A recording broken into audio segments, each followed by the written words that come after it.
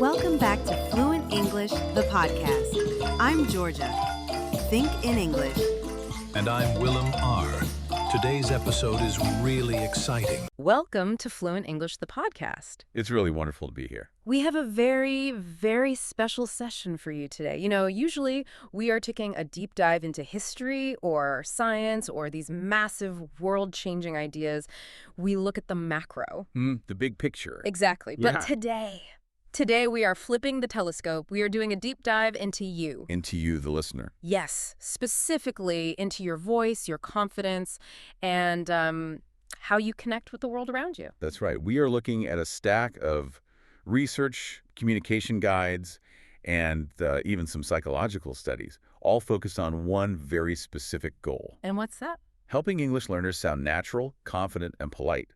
But not just textbook polite. I mean, we're talking about real-world polite. Real-world polite. I like Okay. that. So let me ask you a question, and I want you, our listener, to be really honest with yourself. I want you to visualize this moment. Have you ever been in a conversation, maybe a high-stakes meeting at work, or a lovely dinner with English-speaking friends, and you wanted to say something simple?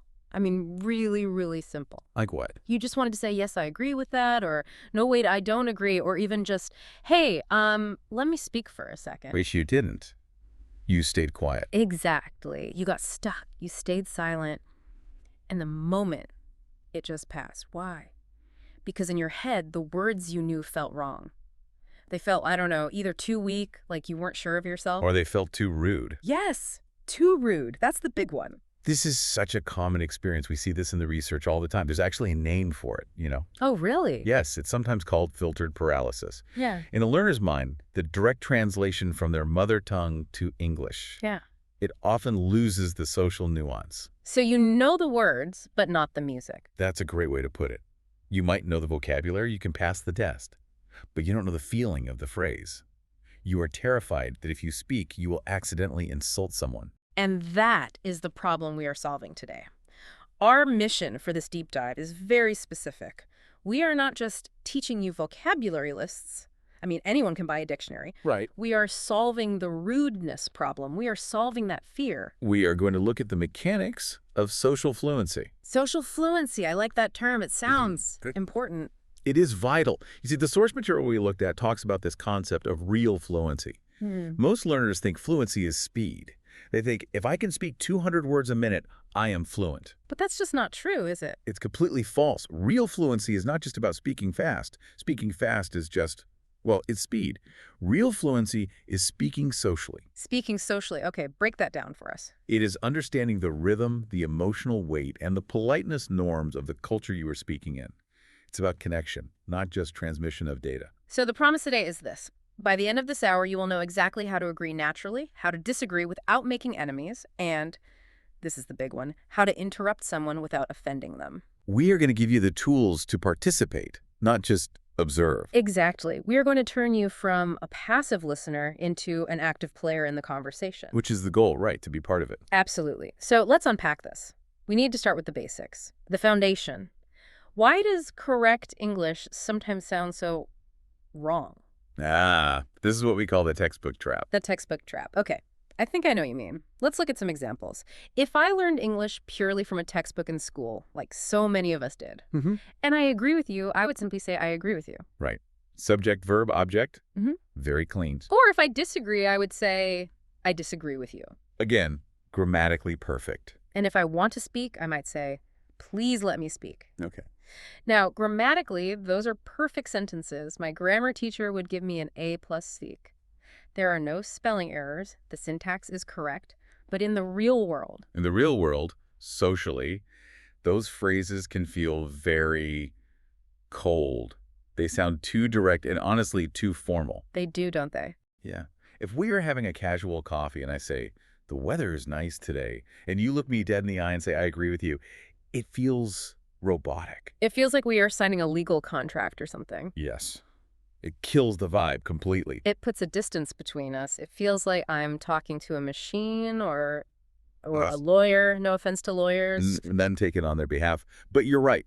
Native speakers rarely use those stiff phrases in casual or even most professional conversations unless they are being very, very serious. So what do they do instead? They use softer language. Yeah. They use polite signals. They use a friendly tone to, navigate the conversation. And this brings us to the core concept of politeness in English culture. It is quite different from some other cultures, isn't it? What is the golden rule here? The source material highlights this beautifully, and it connects to a sociological concept called face theory. Face theory. That sounds intense. Is that like, don't make a face at me? No, not quite. In sociology, face is your public self-image. It's how you want to be seen. Everyone has positive face. That's the desire to be liked and approved of. You want people to think you're smart, funny, competent. Right, that makes sense. And everyone has negative face, which sounds bad, but it isn't. It's the desire not to be imposed upon. It's your desire to have autonomy and freedom. Okay, so negative face isn't about being grumpy. It is about wanting your own space and freedom to choose. Precisely. Now, when you speak very directly, I disagree, you are threatening the other person's face. You are imposing your will directly on their reality. You are, in a way, attacking their opinion without any padding. And that feels bad. It feels very bad. In English-speaking cultures, politeness is often about softening that impact to protect the other person's face, both positive and negative. So the rule is, politeness is about softening your opinion, not changing your opinion. That is the key distinction. You can still be very firm. You can still completely disagree. You can think my idea is the worst idea in the history of ideas. I would never think that. Well, thank you. But if you did, you would wrap that disagreement in soft language so that you don't damage our relationship. It's like the shock absorbers on a car. The road might be bumpy, the disagreement might be strong, but the shock absorbers make the ride smooth for everyone inside. That is a perfect analogy. If you drive a car with no shock absorbers, you feel every single bump. It jars your spine. If you speak English without these softeners, the listener feels the full impact of your words. It hurts the relationship. It feels aggressive, even if you don't mean it to be. And I think this is where the uncanny valley comes in for learners. Oh, explain that. That's interesting. Well, when you are a total beginner, people forgive you. If you just point and say no, people think, oh, he's just learning, it's okay. Right, they give you a pass. But when your English gets good, like our listeners who are intermediate or advanced people, stop forgiving you. They assume you know the social rules. So if you are rude, they don't think he is learning. They think he's a rude person. That is a very dangerous place to be. You're fluent enough to be understood, but not fluent enough to be polite. That is exactly why we are doing this deep dive, to get you out of that danger zone. So let's install some shock absorbers. We are going to break this down into 3 big buckets: agreeing, disagreeing, and interrupting. Let's start with the happy one. I like starting with happy things. How to agree like a native. And this goes way beyond just saying yes. Yes is boring. Yes can actually stop the conversation cold. Right. It's like a full stop. So we have 3 categories here, I believe. Category 1 is strong agreement. This is when you are totally on the same page. You are enthusiastic. In these moments, you want to show energy. You want to validate the other person. You want to feed their positive face, their desire to be approved of. So instead of I agree, what do we have in our stack of phrases? We have exactly. Exactly. Short, punchy, I like it. We have absolutely. Absolutely. Now, I have to ask you, I use absolutely a lot. Is it possible to use it too much? It is. I think so. Absolutely is a high-energy word. It implies 100% conviction. So if I say I am going to grab a cup of tea and you shout absolutely, it might sound a bit crazy. You sound like one of those bobblehead dolls on a car dashboard. Absolutely. Absolutely. Exactly. You need to match the energy of the agreement to the size of the idea. Absolutely. It's for big ideas, strong opinions, or when you're in total alignment with someone. Okay, so save absolutely for the big stuff. Got it. What else do we have? We have totally. Total. It feels a bit more casual, right? A little more American, perhaps. It is very common in American English, yes. Yeah. It's casual, friendly. Then we have 100%. 100%. I hear this in business meetings a lot. I am with you 100% on this. And then that's so true. Or the very simple but very powerful, you're right. You're right. It's powerful because it gives the credit to the other person, doesn't it? It's not about you. It's about them. It is. It's a gift. Let's look at a context here. Imagine we are at work. You suggest a new way to organize our files. You say, we should organize by date, not by name. If I think that is a genius idea, I shouldn't just nod. No, silence is not agreement in English. Silence is just confusing. Exactly. So I should say, absolutely. That's the best way to do it. That's what I was thinking. Notice how that energy builds the connection. You are not just accepting my information. You are supporting me. You are joining my team. It feels good. Okay, but life isn't always that black and white, is it? Sometimes we agree, but we are calm about it. Or we agree with the logic, but we aren't, jumping up and down with excitement. This is category 2, soft agreement. This is the nuanced approach, and this is very native-like. Sometimes you agree, but not fully. Or maybe you agree, but you have a little hesitation. Or maybe you just want to be polite and acknowledge what they said, even if you aren't completely ready to sign the contract, so to speak. Precisely. So the phrases here are a bit different. They include, yeah, I think so. Yeah, I think so. And note the yeah at the start. It's so much softer than yes. It signals a casual, relaxed vibe. It does. Or, I guess so. This one implies a little more reluctance. I guess so means I am not going to fight you on this, but I am not very excited about it. Okay, that's a useful distinction. Then we have, that could be true. And I can see that. I can see that. That one is really powerful, I think. It means I understand your perspective. It validates their way of seeing the world. But there's one phrase in this category that I think is the most useful for learners to master. It's my personal favorite. It is fair point. Fair point. Oh, I love fair point. It sounds so, I don't know, intelligent. It is sophisticated. Fair point is what you use when someone presents an argument or a fact that you hadn't considered before. You are acknowledging the validity of their logic. It's a little different from a good point, isn't it? It is. Good point is more of a compliment. Fair point is more of a concession. It's like you're saying, okay, you have scored a point in this discussion. I cannot argue with that piece of logic. It's like a handshake between equals. It's like in a debate. You are saying, okay, you've cornered me on that specific point. I have to admit it. Yes. So imagine we were discussing where to go for lunch. I say, we should go to the cafe because it is raining and the cafe is very close. You wanted to go to the park, but you realize my logic is sound. You don't want to get wet. You say, fair point. I didn't think about the rain. Perfect. You haven't necessarily said, I love the cafe, but you have agreed that my reasoning is valid. It makes you look very reasonable. It makes you sound like a rational person who listens to logic. Okay, now, category 3. This is for the advanced learners who want to sound truly, truly fluent. Agreement plus adding value. This is the secret sauce. This is how you keep a conversation flowing. You see, many learners treat conversation like an interview. Question, answer, question, answer. That is so boring. Very boring. To be a real conversationalist, you need to take the ball and run with it. You don't just agree, you agree, and then you extend the thought. So the structure is basically agreement phrase plus and plus a new idea. Right. It is the improvisation rule of yes and. So you might say, exactly, and I'd add that. Exactly, and I'd add that. Or, I agree, especially because... I agree, especially because... Or even, that's true, but also... Let's see this in action. Let's go back to our file organization example. You say, we should organize our files by date. And you would say... I agree, especially because it saves so much time when we are looking for the most recent projects. Wait, what just happened there? You didn't just agree with me. You gave a reason. You added value. That makes you an active participant in building the idea, not just a passive listener. People love talking to people who do that, who make them feel smart and who add to the idea. Before we move on, we have to do a quick tone check. The source material emphasizes this so much. You can say all the right words, but if the tone is wrong, the meaning completely changes. Okay, let's practice this. Listeners, I want you to try this with us wherever you are.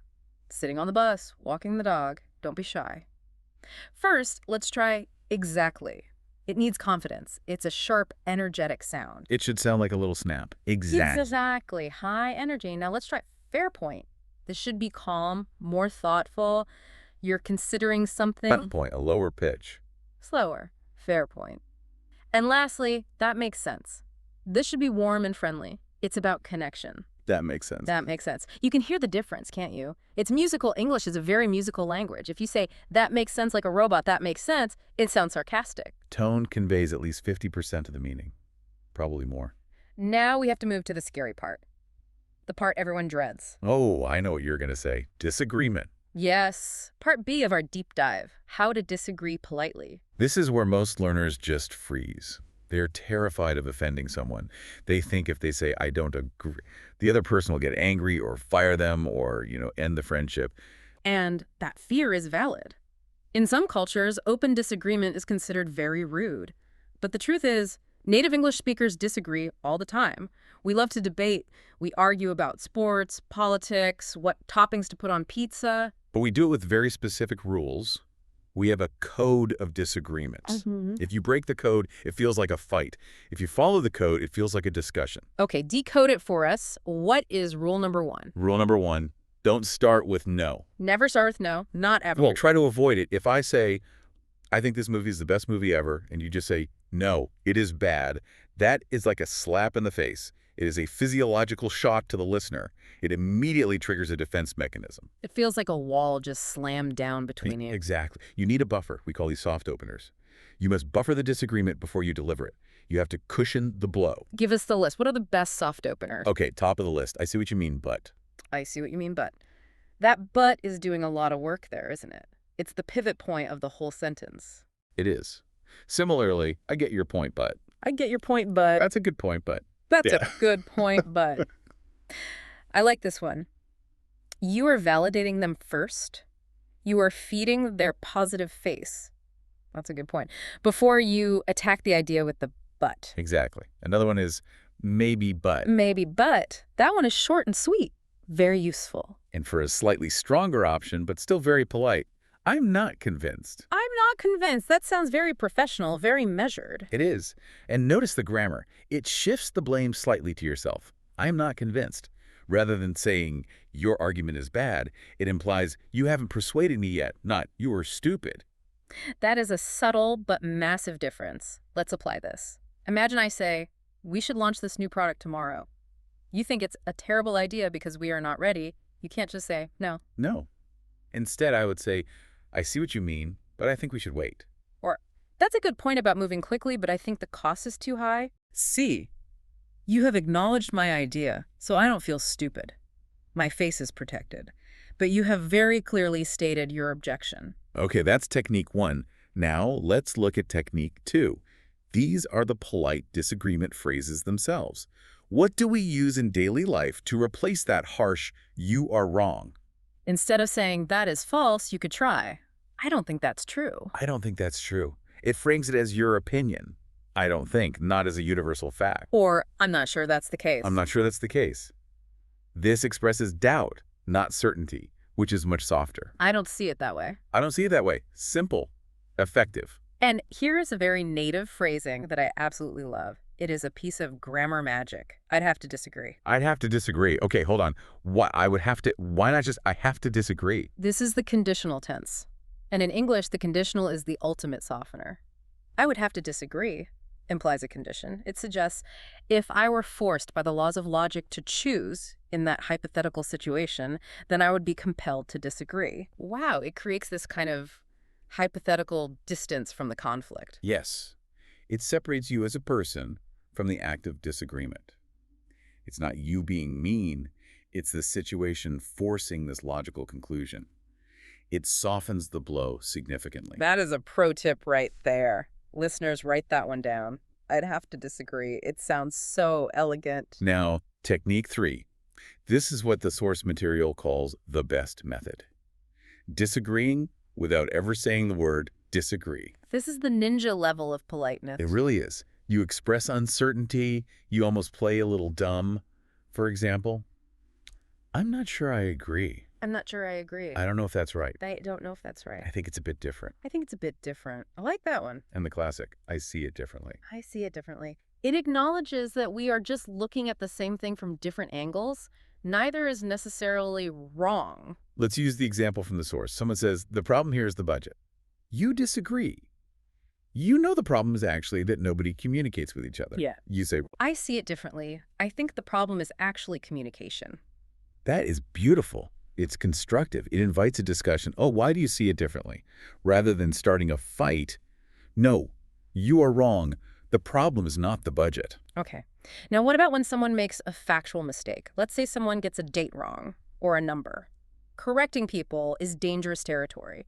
You don't want to be the actually guy who everyone finds annoying. We all know that guy. We all know that guy, the actually guy. It feels so arrogant. So how do we correct a fact without being that guy? We use what we can call politeness and correction. Mm-hmm. The source material does mention the word actually, but it gives a very strong warning. What's the warning? Be very, very careful with your tone. If you say, actually, you're wrong, it is rude. But if you soften it with your tone, actually, I think it might be Tuesday, not Wednesday, it can work. Okay, so it's a bit risky. What are some safer phrases? Better phrases might be, not exactly. Not exactly. Just to clarify. Just to clarify, that is a great one for meetings. It sounds like you're just helping to clean up the details, not challenging the person's intelligence. Let me rephrase that. Or, I think what you mean is, Let's try an example. I say, the deadline for this project is today. You know for a fact the deadline is next week. If you just shout, no, it is next week, it looks stupid in front of our boss. right, I need to save your face while correcting the fact. So I would say something gentle like, just to clarify, I believe the deadline is next week, not today. Just to clarify, it sounds helpful. It sounds like we are on the same team trying to get the right information. Exactly. You are helping the group, not attacking an individual. Okay, finally for disagreement, we have technique 5, keeping the relationship strong. This is so crucial. You can disagree on a topic, but you must affirm the friendship or the professional relationship. You need to remind them that the disagreement is about ideas, not about people. So phrases like, but I do respect your opinion. Or, that's just my perspective, of course. And the classic, we can agree to disagree. That is the ultimate peace treaty phrase, isn't it? It means we will never agree on this, so let's stop talking about it and go eat some pizza together. It is. It saves the relationship. And another great one is, I totally get why you'd think that. I totally get why you'd think that. That validates their logic, even if you think their conclusion is wrong. It says, you aren't a crazy person for believing that. Right. You could say, I totally get why you think that. I just happen to see it differently. Before we leave disagreement, let's talk about that tone tip again. The expert in our source material says disagreement should always sound calm, slower, and friendly. Think of it as a collaboration to find the truth, not a battle to win. If you speed up and get loud, your brain signals fight. If you slow down and get quieter, your brain signals thoughtful discussion. So when you say, I see what you mean, but it should be slow, calm. Perfect. That's the exact tone. All right, moving on to segment 4. This is a true art form, the art of interrupting. Interrupting. This is so interesting because it is so culturally dependent. In some cultures, parts of Italy or Israel, or even here in India sometimes, interrupting is a sign of engagement. It's called high involvement. If you don't interrupt, it means you aren't listening. But in traditional English-speaking cultures, especially the UK or parts of the US, it is a high considerateness culture. Interrupting is generally seen as rude. It implies my voice is more important than your voice. But here's the reality. Sometimes it is absolutely necessary. In meetings, in debates, in podcasts. If you don't interrupt, sometimes you never get to speak. Especially on Zoom calls where there's that awkward lag. If you wait for a pause, the pause never ever comes. So we have to interrupt. But the rule is always show respect first. You need to politely ask for permission to enter the traffic of the conversation. Think of it like merging onto a busy highway. You don't just swerve in and cut someone off. You use your blinker. You signal your intention. So what are our blinkers? We have soft interruptions. These are the excuse me phrases. Exactly, like sorry to interrupt. Sorry to interrupt. Note that sorry. We are apologizing for the act of breaking in. Or can I jump in here? Can I jump in here? I use that one constantly. It creates a great visual image, of jumping into a moving stream. A very polite, formal one is, if I may. If I may, that is something you say to the CEO or a very senior person. Or can I add something? What can I add something? And 2 quick ones, just a second. Or quick point. Quick point.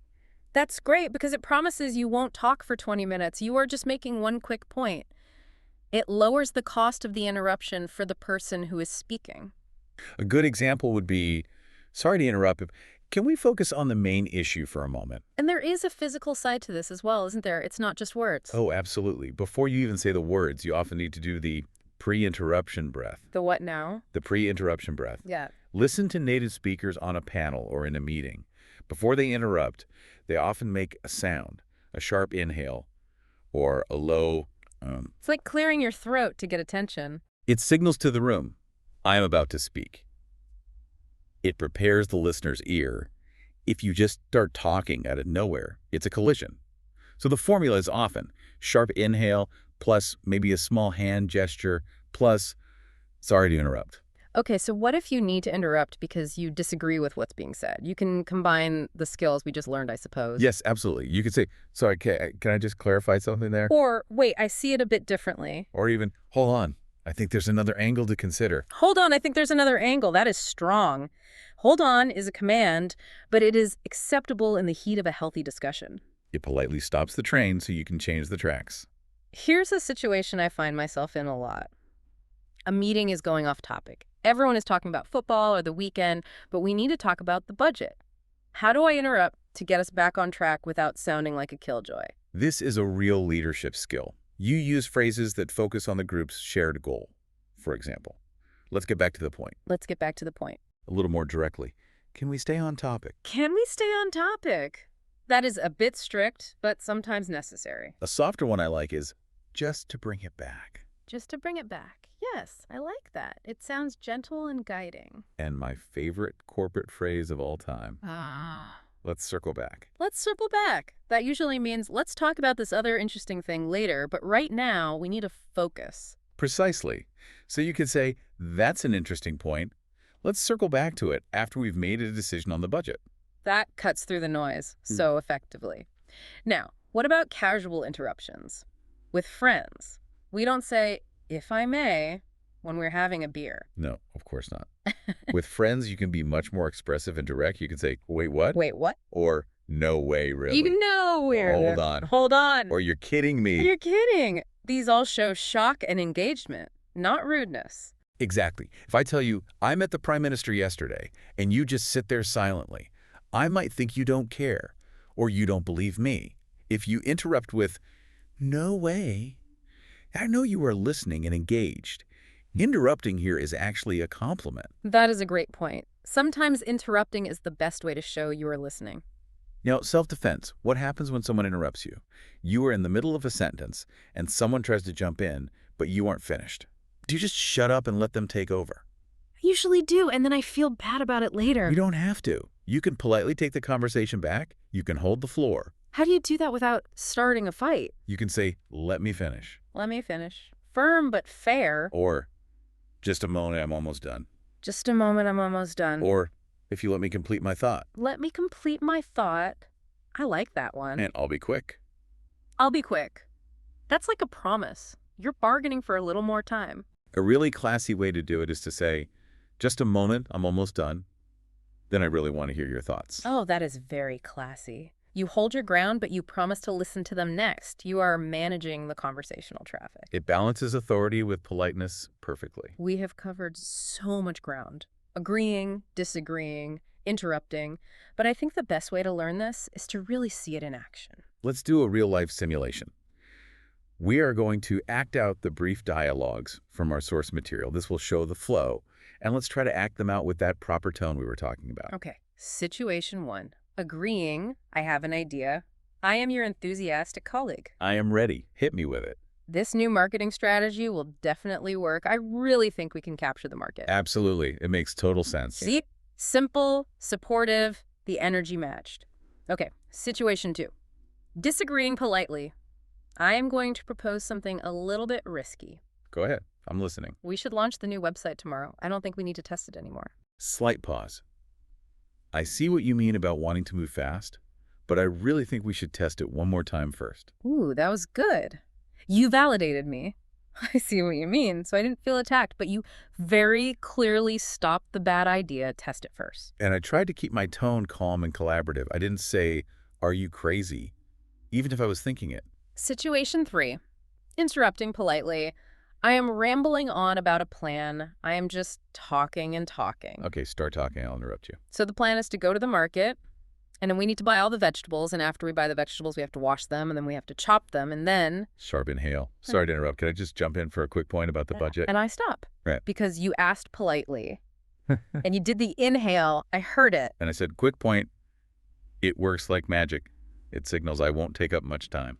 This is such powerful stuff. It really is the difference between speaking textbook English and speaking fluent English. It's the social glue that holds conversations together. It is. If you can master these 3 pillars, agreeing naturally, disagreeing politely, and interrupting respectfully, you transform from a student into a real communicator. You stop worrying so much about grammar, you start focusing on connection. So let's just quickly recap the big takeaways. We don't always say, I agree. We say, absolutely, or that's a fair point. We try not to start with no.